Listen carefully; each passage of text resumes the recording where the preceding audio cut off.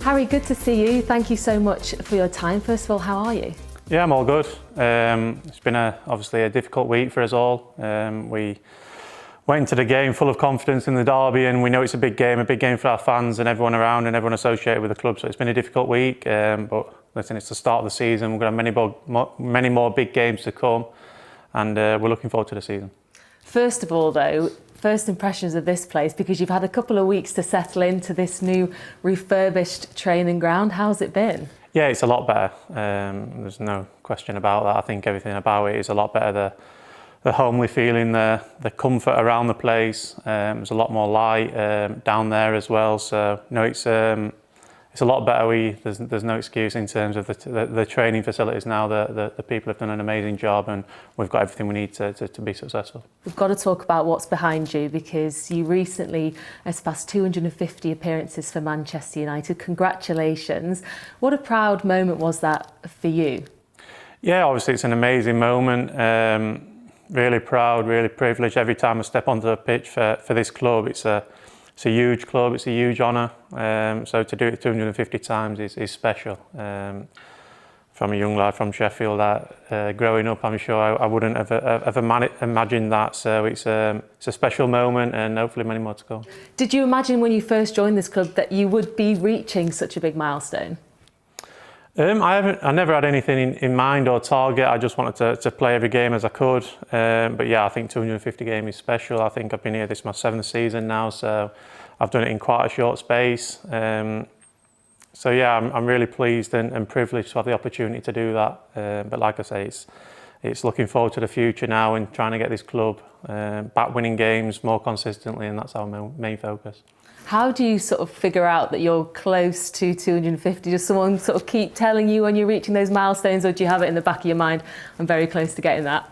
Yeah, I think someone mentioned it a few weeks ago that I was only 2 or 3 games away. So then obviously you are counting down the games till you reach that milestone. Like I say, it's a real special moment to play for this club. So to play 250 games is a huge honour. I see it as the best club in the world. So I'm really lucky.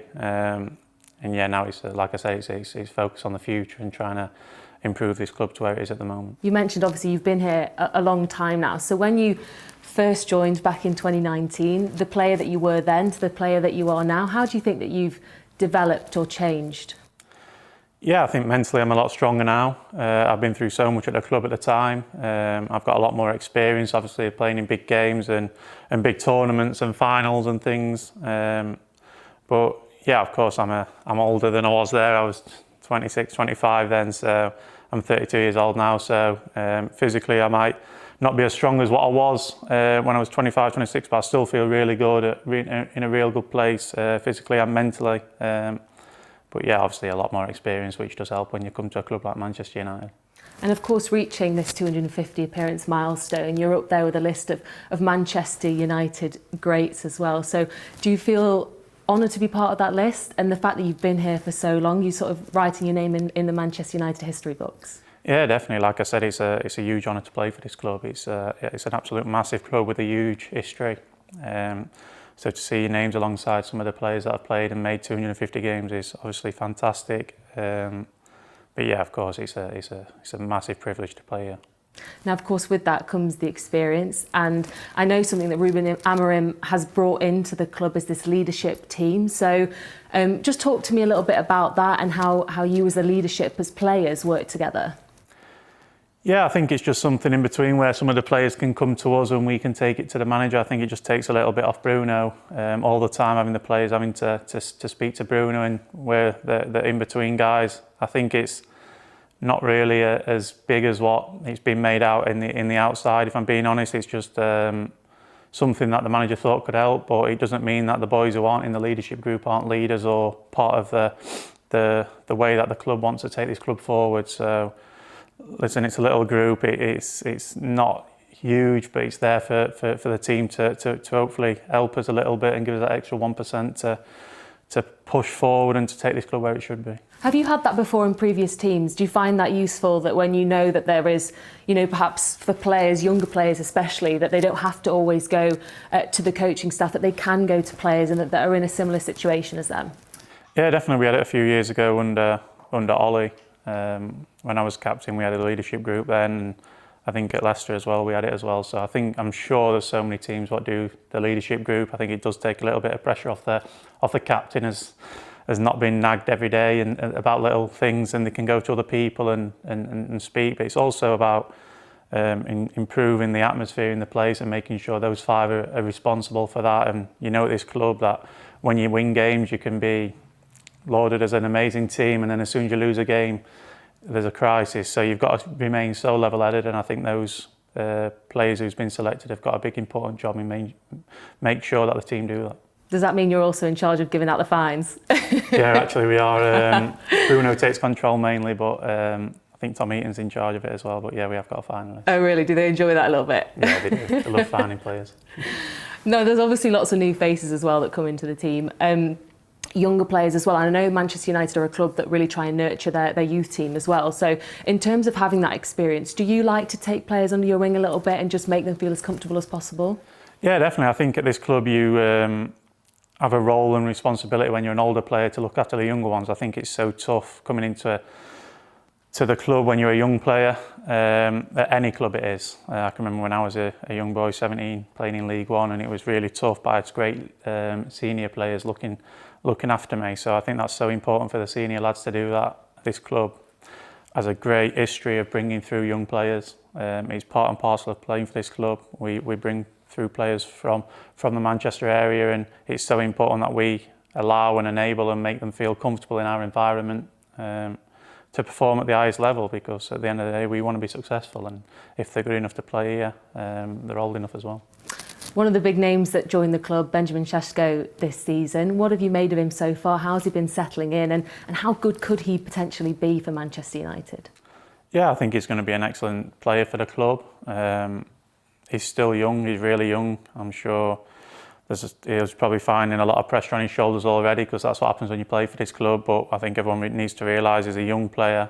He might take time to find his feet, but he's got all the attributes, the physicality, the mentality to be a success at this club. And I've been really impressed with him in training.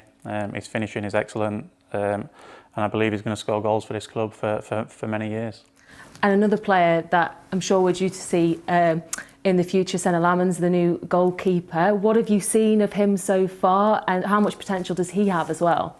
Yeah, another player, I must say, I've been so impressed with him in training. I think he has all the fundamentals to be really, really top class goalkeeper. He's great with his feet, he's a big presence, he's a really good shot stopper. I think he's got all the fundamentals to be excellent. So listen, again, he's another young boy.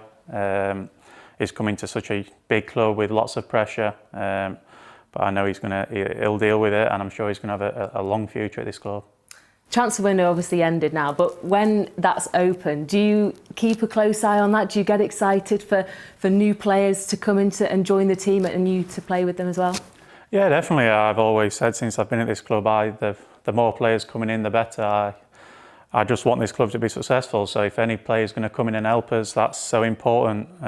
So yeah, more competition for places, make training a better standard. So important that this club keeps recruiting the top players, and I think this summer they've done an excellent job, and I think it's going to show this season, and we just need to now kick on and start with that. You mentioned before when we sat down about the Manchester derby. You've played in a fair few yourself, so just talk us through your reaction after that Manchester derby, the most recent one, and what perhaps was missing from that performance. Well, I think it was disappointing, I must say, to lose the game. We went into the game full of confidence. And if I'm being honest, box to box, the game was pretty even. There was nothing in the game box to box. There was a lot more clinical in our box, and we didn't defend our box well enough. So that was the difference.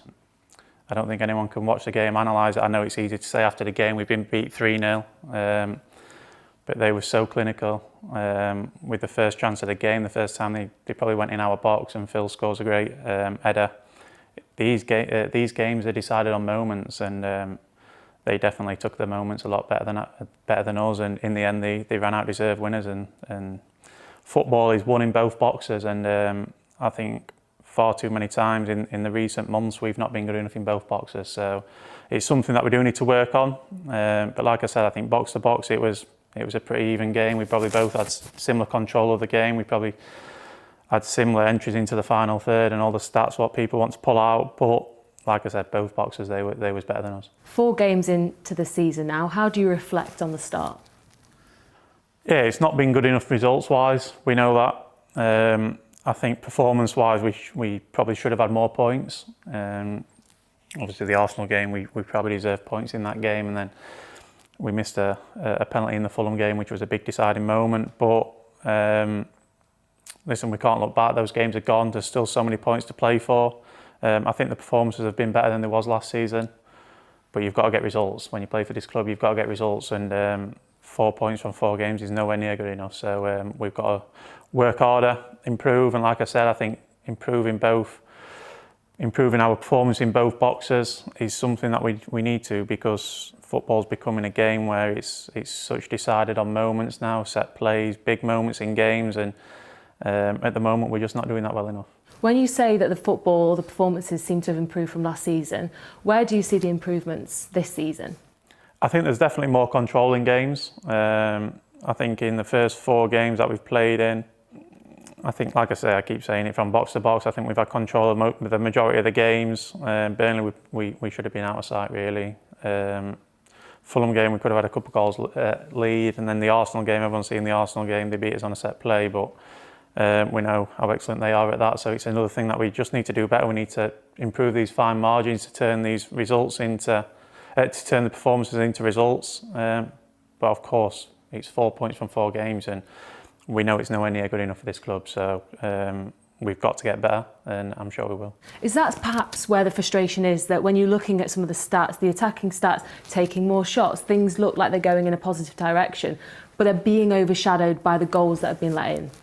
Yeah, definitely. I think the stats in all football's so big on stats now. I mean, everyone looks at the stats every game, and if you look at our stats over the first 4 games, they are actually promising stats. But then you look at the league table, and it's not good enough. So we know that we're improving. We're on the right track. But of course, this club demands winning football matches, and when you don't win football matches, people start to question you, and that's what's happening at the moment. We've been here, we've been there before, and we've got to make sure that we maintain strong mentally and come out fighting and make sure we keep improving, and the results will change. What do you say to the people that are perhaps questioning the formation or the tactics or the personnel in certain positions? Yeah, I think the formation's an easy one just to go at. I think it's because we're playing something a little bit different to everybody else. For me, it's just become a bit of an easy one to go at when the results don't work. The formation's been fine. Like I said, box to box, we've been pretty comfortable in every game, and tactically we've been comfortable in every game.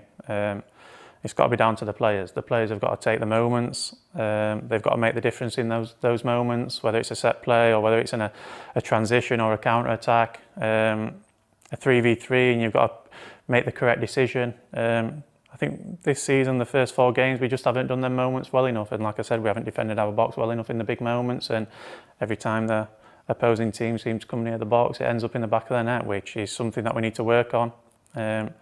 But I think the formation is just an easy one just to dig out, because we've not been winning football matches, and I think it's a little bit different to how everyone else is playing. But the formation is the formation.